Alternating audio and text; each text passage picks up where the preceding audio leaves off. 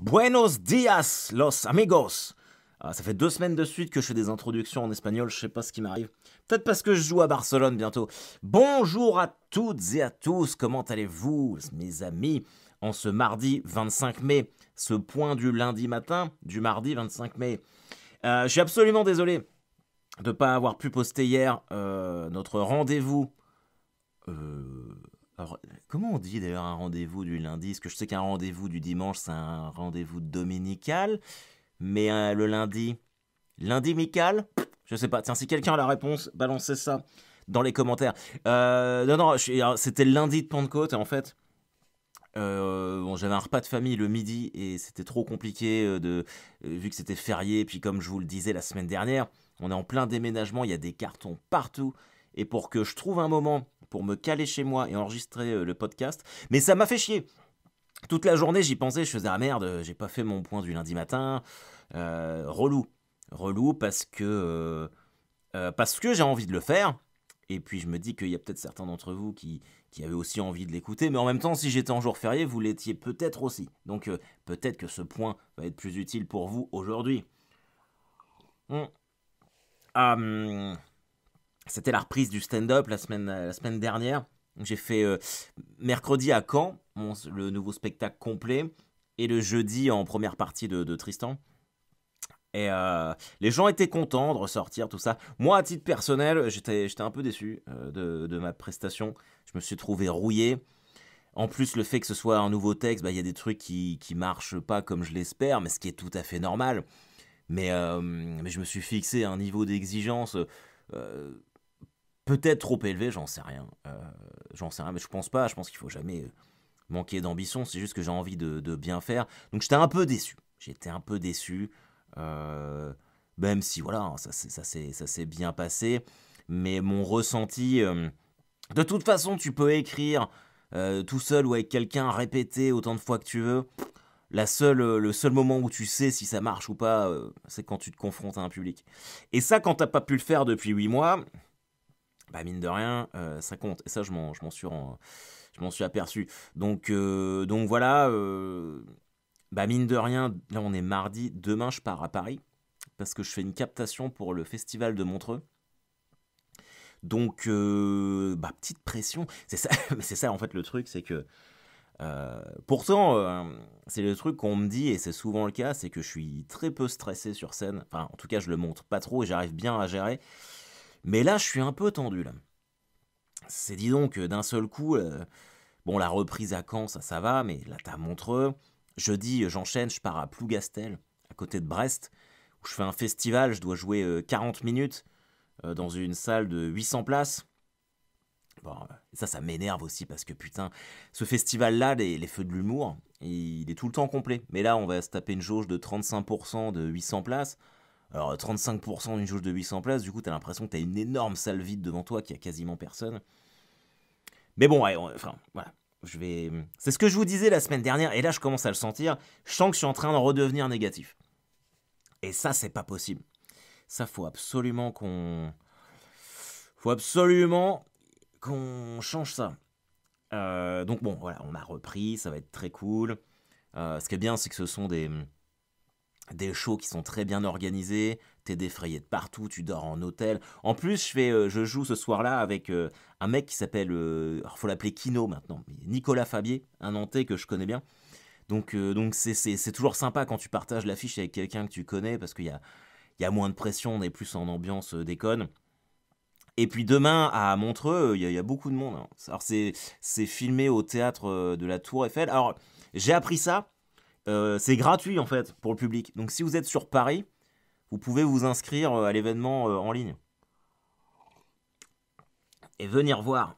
Et je dois faire 8 minutes. Là, avant de commencer d'enregistrer le podcast, j'ai fait une petite italienne pour me le mettre en bouche. Je me suis chronométré, ça fait 5 minutes 46. Mais je l'ai fait super vite.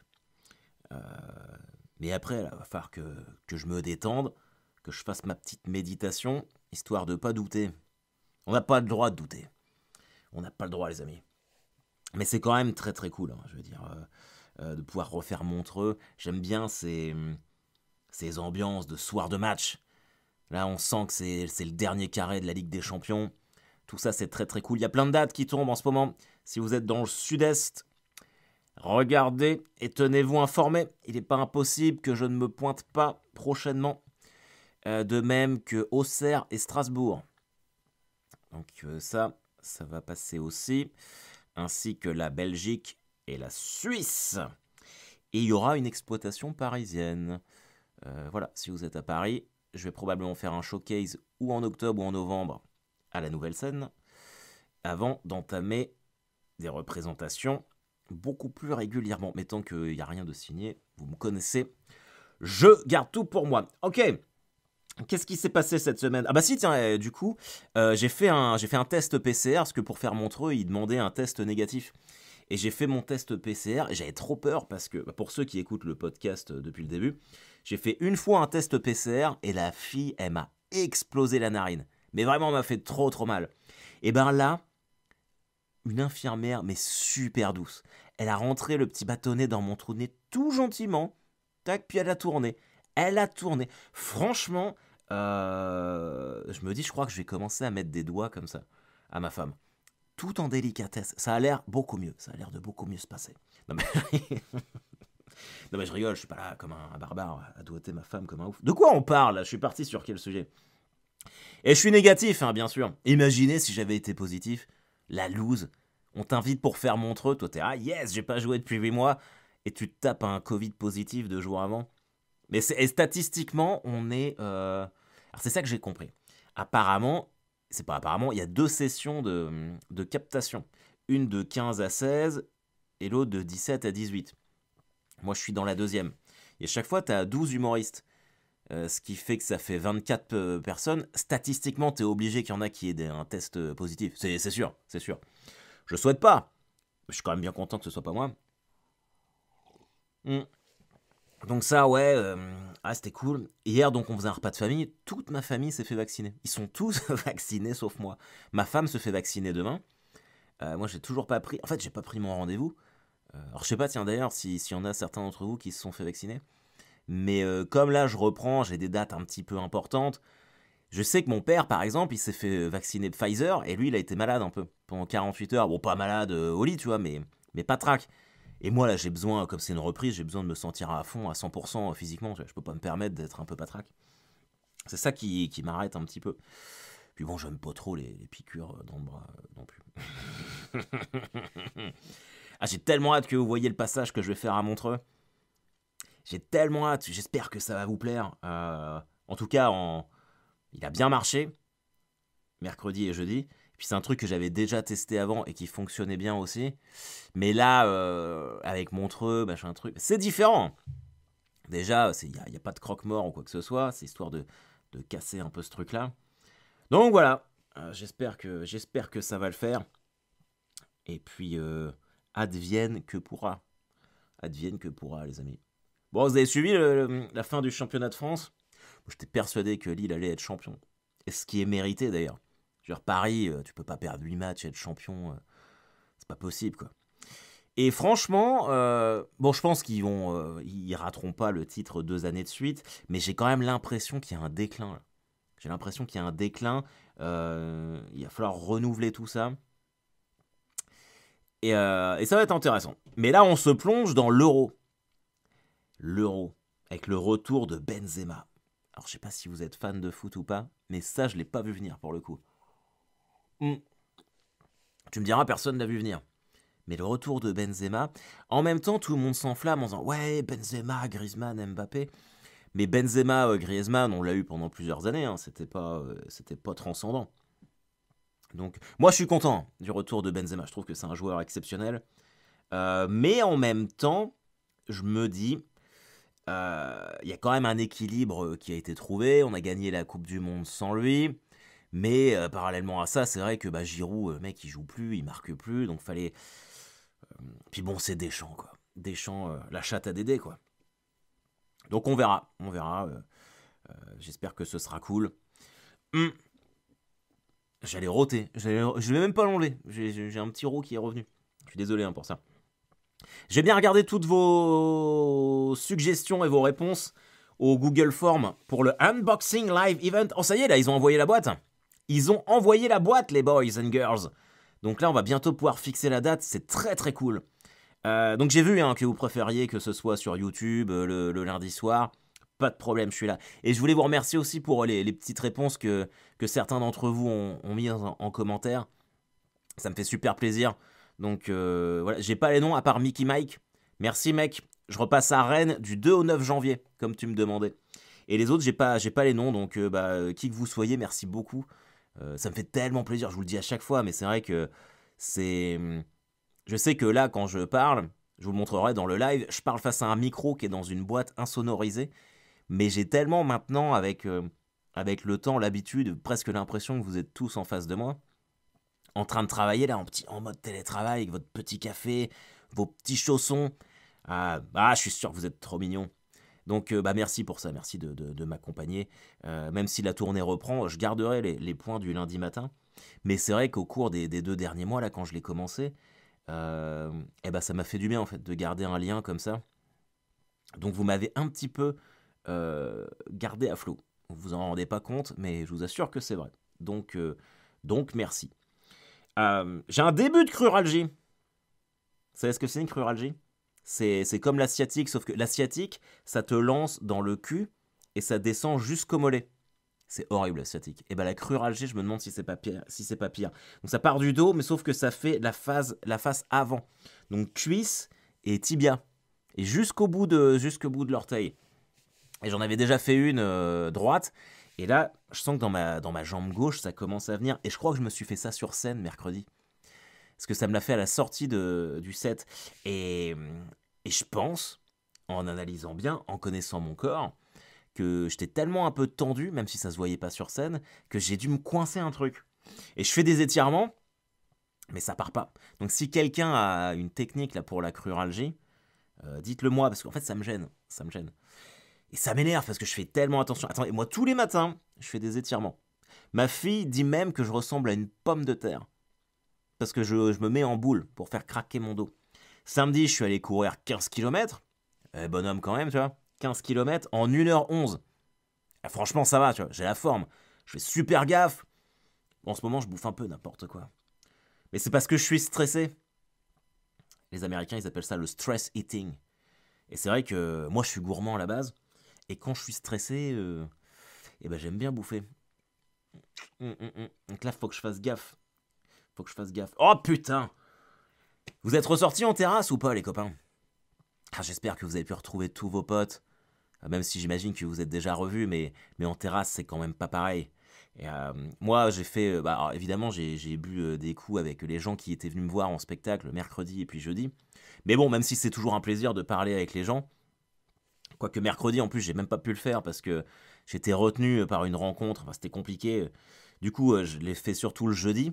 Mais bon, c'est un peu du service après-vente dans le sens où on parle avec les gens qui sont venus voir le spectacle. Je suis pas vraiment en mode détente. Et samedi, je suis allé au Valhalla. Alors vous allez me dire, c'est quoi ça le Valhalla? C'est un bar viking à côté de Caen où je vais avec mes potes. Il passe que du métal, tu peux lancer des haches et des batarangs. Vous savez, batarangs, c'est les petites chauves-souris en métal que lance Batman. Et on a fait ça samedi. Et putain, qu'est-ce qu'on s'est marré. Qu'est-ce que ça fait du bien. C'était trop cool. J'étais avec mon pote Charles et on a bu des binous. Et je peux te dire qu'il en a pris 2, j'en ai pris 3. Et on était, on était retournés. Ah, c'est pas beau de vieillir. Mais ça m'a fait du bien. Et du coup, surtout, je commence à avoir l'idée, j'aimerais bien aller jouer là-bas. Peut-être en extérieur. Parce que alors, je sais pas si vous êtes du coin, mais... bar viking, tu vois, il y a des haches partout. Et ça matcherait tellement à mon univers. J'ai vraiment envie de faire ça. Donc ça m'a bien motivé. Et puis voilà. Qu'est-ce qui s'est passé d'autre là?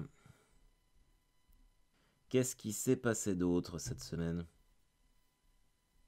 Bon, sinon, à part ça, nous, on prépare toujours notre déménagement. Comme je vous disais, il y a des cartons partout. En plus, alors normalement, on a les clés le 11. Je vous dis tout. Et on doit emménager le 24 parce qu'il y a 2-3 bricoles à faire dans la maison, comme je vous le disais.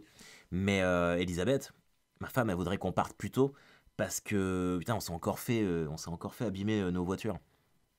C'est pas que nous, hein, mais sur le HLM, sur le parking du HLM où on habite, des petits merdeux qui viennent la nuit. Ils avaient déjà pété le rétro extérieur de ma Chevrolet. Et j'avais réussi à le réparer. Et là, ils ont arraché le balai essuie-glace arrière de la voiture d'Elisabeth. Et au moins une quinzaine d'autres. Et ils font ça, mais putain, ils ont de la chance que je dorme. Je les tuerais, je pense. Je les tuerais. Je déteste ça. Et a priori, c'est des gens qui font... c'est un petit merdeux de 20 ans. Quand sa mère est pas là, en face, il y a des maisons. Et il fait la fête. Et puis à 3h du matin, ils sont tous bourrés. Et ils viennent péter des voitures. Quelle petite bande de fils de pute.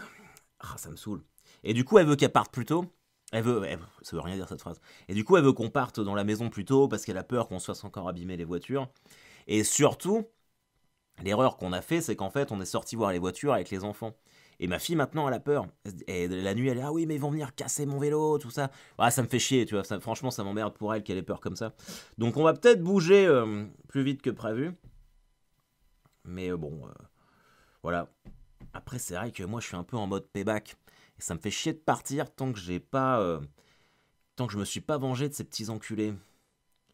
Enfin bref, bon, qu'est-ce qui s'est passé aujourd'hui? Vol Ryanair, intercepté par la Biélorussie. L'Europe ferme son espace aérien. Ah là, il n'y a plus de vol entre la Russie. Ah bah oui. Vous avez vu, c'est marrant, parce qu'on sort de la pandémie. Il y a le petit conflit israélo-palestinien. Les Russes, ils commencent à intercepter des vols. C'est marrant, hein. C'est comme si on pouvait pas être tranquille. Il y a des trucs que je ne maîtrise pas. C'est pas possible. Vol détourné. Ouais, vol détourné. C'est fou, hein. C'est dingue. La parité bien ordonnée du Parlement écossais. 45% de femmes au Parlement écossais. La parité, ça serait qu'il y ait 50-50, non? Parce que 45%, ça veut dire qu'il y a 55% d'hommes. Du coup, t'as toujours plus d'hommes que de femmes. Mais la parité est bien ordonnée. Ça, c'est un article du Monde. Ok. Alors, qu'est-ce qu'on a d'autre? Comment la mort de George Floyd a changé les États-Unis? Alors ça me fait vraiment marrer. Parce que, à mon avis, ça a rien changé du tout. Depuis la mort de George Floyd, t'as toujours autant de noirs qui se font tirer dessus par des policiers.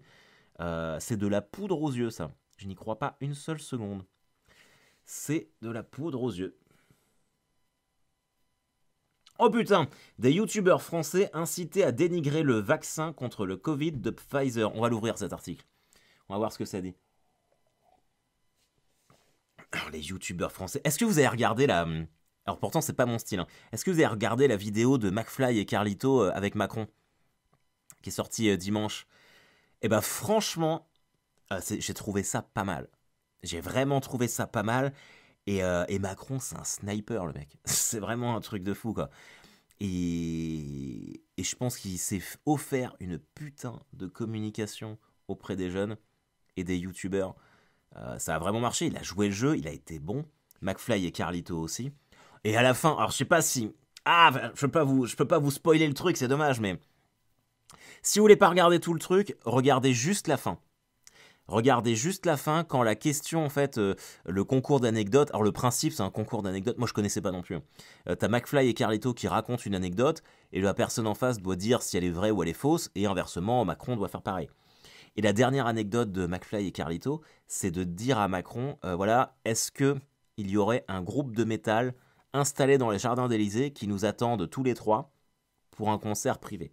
Et vous regardez ça et la fin, elle est ouf. Franchement, ça, je vous le conseille. Bon alors, après en ce qui concerne les youtubeurs, moi je ne suis absolument pas ça, je pense que je suis trop vieux.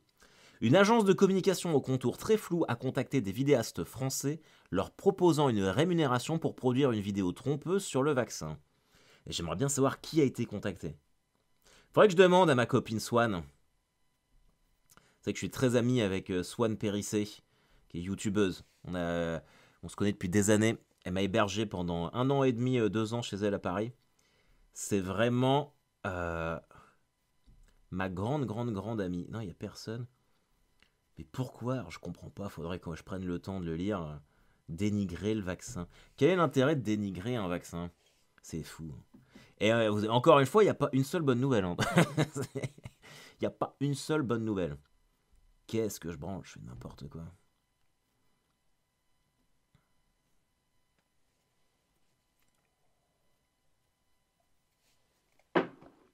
Alors, ok. Une jeune femme tuée en pleine rue, c'est un campagnard compagnon. Son compagnon placé en garde à vue. Ça, c'est de la bonne nouvelle aussi.